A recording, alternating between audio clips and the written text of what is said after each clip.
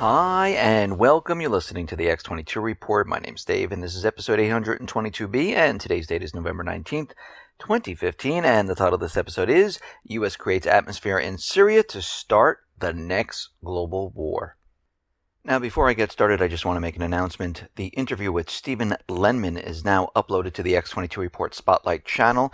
You can go right over to YouTube, type in X22 Report Spotlight. It'll bring you right to that video, or you can come over to the x22report.com site, scroll down a little bit, you'll see it on the right-hand side, or you can go to the news site, which is newssentinel.com, and you can find the video there and watch it there.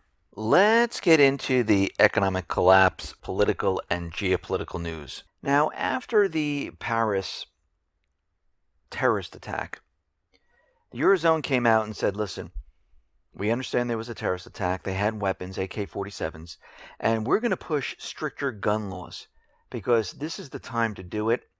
It's time to take the weapons away from the people, and it really makes sense. Well, in my way of thinking is if we go along with what they're saying, that these are actual terrorists, and we go along with their story, then you would want a weapon to protect yourself. I mean, if it snows, I get a shovel. If it rains, I buy an umbrella. If there's a terrorist attack, I get a weapon to protect myself. And in the United States, that's what we're seeing here. Following the Paris attacks, permit applications for weapons have increased by 30%. More and more people are saying, you know something? I need to protect myself. If there are terrorists running around, I need a weapon. Well, this is not going to help President Obama's gun control push. And what we're seeing right now is a basic confusion of all of these agendas intertwining. Because in one hand, they're telling us guns are bad. The other hand, they're telling us there's scary terrorists running around with weapons. And how do they get around this? Because now they're basically fighting against each other. And this is why they're trying to stay off the subject of weapons completely. Because it makes more sense if we go along with them, with their ridiculous false flag event, that we all have a weapon. And every time they bring something up, we can say, well, yeah, we understand there was another false flag mass shooting, but these terrorists, we have to protect ourselves. We can't depend on the police. Look what happened in France. They couldn't protect themselves. There were police all over the place. And we can use this against what they're trying to say. And of course, as we know, they're continually violating the Second Amendment. So we can say the Second Amendment says that we can have a weapon. Now, out in Japan, the protesters out there do not want a U.S. base in Okinawa. This has marked the 500th day that they've been protesting. And protesters are out there. They're demonstrating in front of the U.S. Marine Corps Camp Schwab in Okinawa. And they don't want the base there. Demonstrators are shouting, "Stop the relocation work," while waving signs reading "New Henoko Base, no, Marines out, protect the people of Okinawa, not the U.S. base." And the U.S. and Japan, they want to move this base. This way they can mass more troops, they can bring in more advanced weapons. Because as we know, they're building up for World War III. This is the whole point of all of this. Now, out in Ukraine, the U.S. State Department and Ukraine are not going to ease sanctions on Russia whatsoever. Actually, they're talking about basically applying more sanctions against Russia. For what? Who knows? Maybe destroying the Islamic State. Because basically they're following the Minsk II ceasefire agreement, but they have plans to enact more sanctions against Russia. So Russia has come out and said, listen, you know something? Okay, if you're not going to ease sanctions, Ukraine, what we're going to do is we're going to ban your food imports. Starting January 1st, 2016, when the economic part of Kiev's European Association Agreement comes into force, you will be banned just like the other European countries. And they have every right to do this. Poroshenko in Ukraine is saying that we are accepting U.S. radar systems. This will help Ukraine react to and prevent militant provocations. It's funny how they think provocations are going to be coming from the southeast. The southeastern people, they just want peace and they just want to live their lives. They don't want to provoke another war. And if we go back to that time period, the southeastern people were winning. They could have taken over the whole entire country, but they didn't. And we can see just by this statement, they're preparing for a provocation in Ukraine. Remember, the Minsk II expires the end of this year. And Kiev, the U.S., has said nothing about extending it. Now, the U.S. has approved a new $110 million Harpoon anti-ship missile to South Korea. The acquisition of the Harpoon Block 2 missile basically will bring the South Korean Navy anti-surface warfare performance up to existing regional baselines to defend against the threats. The threats of North Korea, the threats of China, the threats of Russia. Again, preparing for World War III. Now, Obama is saying that he is going to veto the Republican bill increasing screening for refugees. And I see, and these are refugees from Syria. Now, we need to go back and understand that these refugees are all because of the United States. And they're not all Syrian. Actually, very few of them are Syrian. They're coming from all the other countries like Yemen, Libya, Lebanon. You know where the United States went in there, waged war, kicked out the elected government and put a puppet government and destroyed the economies of all these countries. This is where all these people are coming from. And Obama, he wants to bring the refugees in without any type of screening process. And he doesn't really want to say where they're going to be heading off to. He doesn't want to talk to the governors about where they'll be heading off to. And I mean, right now, America is all about bringing in people. We are a melting pot of many different nationalities. And there is absolutely no problem bringing people in here. But what bothers me is the secretive, non-transparent way that Obama is doing this. And this is part of their agenda. And the United States caused this. So they're looking to create this bill requiring an FBI background, not a religious screening or anything like that, to make sure these people are who they say they are, which I kind of agree with. Because do you really want rapists, criminals, terrorists in this country? No. So basically, Obama doesn't want this because this is part of a different agenda. They want these refugees in here just like the illegal immigrants, and I have nothing about people coming in here, but if they just jump over a fence and Obama says, okay, you can stay, I have a problem with that. Without screening, without knowing who they are, that's why we have borders. That's why we have a process to find out. When we were bringing people into this country, we had Ellis Island where people went, they got checked out, made sure they didn't have lice, diseases, who were they, and then they were let into this country. And if there was a problem, they were sent back. So we're already seeing that Syrians with a stolen passport, we don't even know if they're Syrians, but they had stolen passports trying to enter the United States. And again, if they're using the story that there's terrorism, and we go along with it, wouldn't it be prudent to check each person to make sure they're not a terrorist? It would. Well, the House just passed a veto-proof bill to basically do all of this. Even though Obama said he was going to veto it, it looks like right now it's veto-proof. It's going to go to the Senate, but they're going to look at this after Thanksgiving. Now, there are reports that he's already bringing in the refugees. They're already in the country. They're already being placed in many different areas. And again, he just does whatever he wants. He doesn't really care because he has a pen and a paper. Now, Russia is continually bombarding the Islamic State and other terrorist groups in Syria. They flew in Tu-95 bombers. They launched about a total of 12 cruise missiles, destroying the Islamic State headquarters in Idlib, 3 fuel and arm depots, as well as a command post. Russia's Tu-22 M3 bombers launched 6 terrorist targets in Raqqa and Deir ez-Zor, and they hit oil refineries controlled by the Islamic State. They hit more convoys, ammunition depots, mortar repair facilities.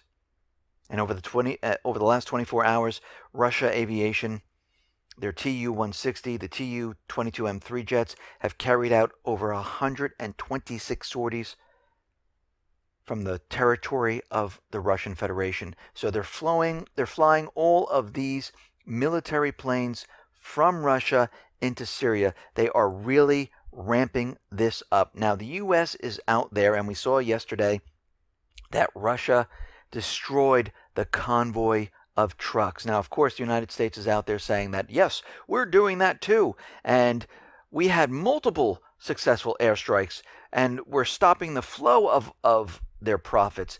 Now, basically, the Islamic State was funding their entire operation, which is the proxy army of the United States government central bankers.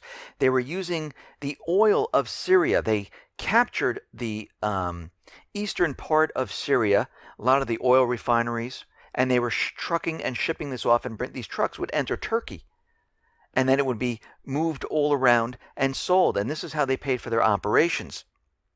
So 60% of Syria's oil production was controlled by the proxy army of the United States government. And they were using 10% from Iraq. And now Russia is destroying all of this. And of course, the United States has to say, oh yes, we're doing it too, because what else can they say at this point? And France is saying, with the help of U.S. intelligence, they are attacking more military targets, and they're going to intensify their airstrikes. Now, what are they hitting? Because if they're getting their intelligence from the U.S., you know they're not going to be hitting the Islamic State. You know they're going to be hitting the infrastructure of Syria. Now, President Hollande, I should say, is out there, and he's telling Obama, Europe can't wait for the U.S. war of attrition with ISIS to succeed. I mean, it sounds good, but what he's really saying is that Russia is continually bombing our proxy army. They are pushing the proxy army out of Syria.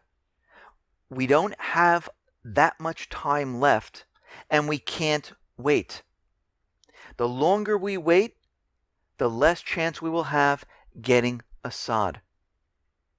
That's what he's telling Obama right now. So France is urging the UN to authorize all necessary measures against the Islamic State. And they're going to use this to go after Assad. We saw this happen in Libya. We saw it happen in Lebanon. And basically, they're setting up a draft resolution presented to the 15-member council called in the UN. And it's called Redouble and Coordinate Their Efforts to Prevent and Suppress Terrorist Acts Committed Specifically by the Islamic State and Other Terrorist Groups. And they're seeking rapid approval right now. And this is put in blue, and basically this is a UN term designating that a final version is ready for a vote at the Security Council. Now, Russia already submitted a revised text of a separate draft resolution that calls for fighting the Islamic State with Syria's consent. United States, Britain, France basically rejected it. They don't want the part with Syria's consent in there. They want their section in there because they want to go after Assad, and they don't want his approval, and they don't want to work with Assad, because we know the end game is to remove Assad. So Obama comes out and says Russia and Iran must decide whether they want to prop up the Syrian President Assad or save the Syrian state by finding a Syrian government that can be legitimate. Well, Obama, if you actually looked, you would see that the people of Syria voted for Assad. And the only way that Assad will let another vote happen is if all terrorism is removed from Syria. Brilliant. And he will say, let the people then decide with the full country. An incredible move on his part. Because what does the U.S. say about this? Okay, I completely agree. Let's get rid of all the terrorism, and we'll let the people decide. And Sergei Lavrov is saying, listen, no peace can come to Syria without Assad. He's saying the people voted for him. Assad has the public support, meaning no peaceful resolution of the conflict is possible without his participation. And they have the United States in a corner right now. But don't worry. Ashton Carter's out there saying the U.S. is prepared to do more on the ground. They're prepared to bring in ground forces. And this is exactly what they want to do.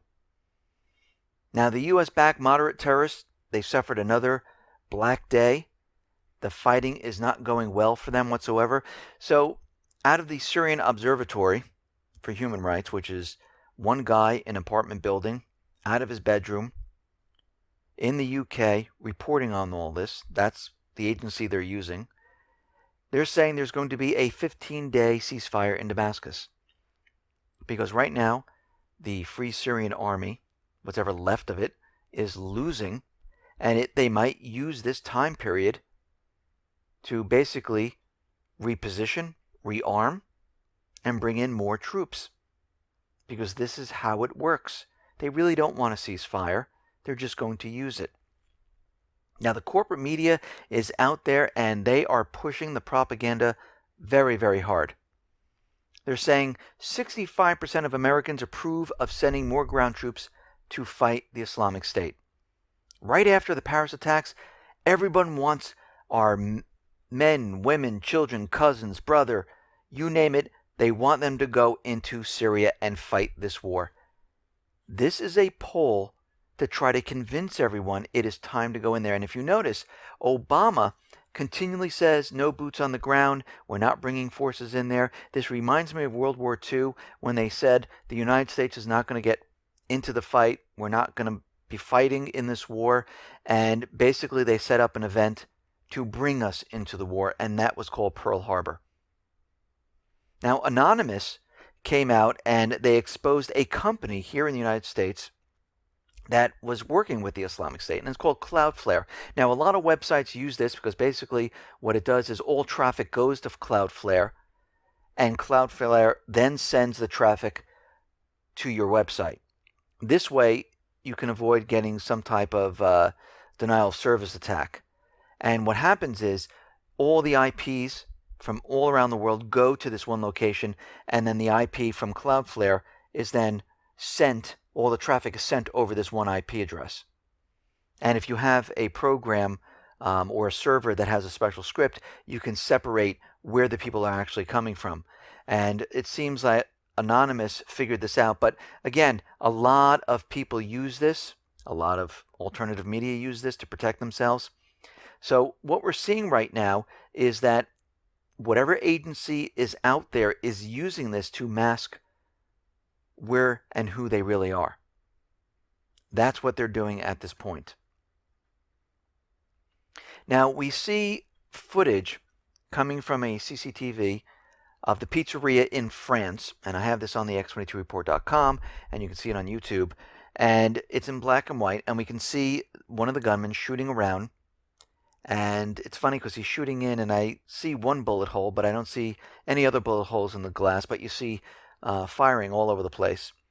And then he comes up to these women outside who are ducking below a table, and he looks like he's trying to shoot, but they get up later on and they walk away. So everyone says right away, the gun jammed. And we know that guns do jam.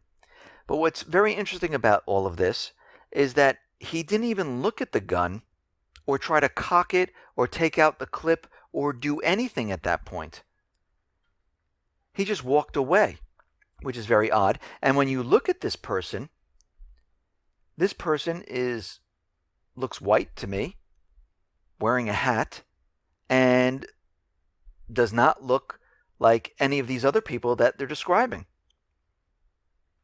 So what they're doing at this point, with all of this and all the false flags, they're building up for the main event. And we are seeing so many threats and warnings, and they're building this up so much. The fear-mongering is incredible.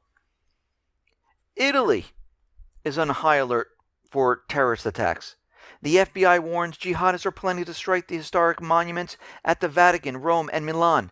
Remember Italy yesterday said they weren't going to get into the fight in Syria? Very interesting. Because remember, this whole false flag was to get Europe together to go and start the war in Syria.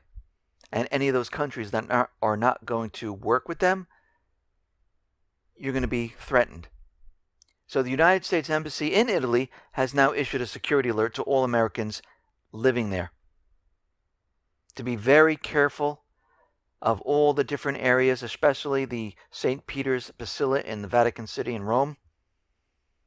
And this is a warning to all citizens. The French are saying they are at risk for a chemical and biological attack in their country. We see a new video from the Islamic State threatening New York City. Shows Manhattan streetscapes, includes Times Square, Herald Square. Very slick production. We know this is probably Rita Katz with her film crew, putting it all together from site intelligence. And remember, Israel has been testing a dirty bomb. Obama mentioned about a nuclear weapon going off in New York. And we're seeing a lot of fear-mongering, a lot of government officials and corporate media setting this up for the next stage. U.S. intelligence is very worried about the Islamic State producing chemical weapons. Now, we're not talking about chlorine or mustard gas. They're talking about sophisticated chemical weapons suited for terrorist attacks. Now, this is all very interesting how all of this is coming out right now, building this up to the next event. Now, we've been talking about this for a very long time.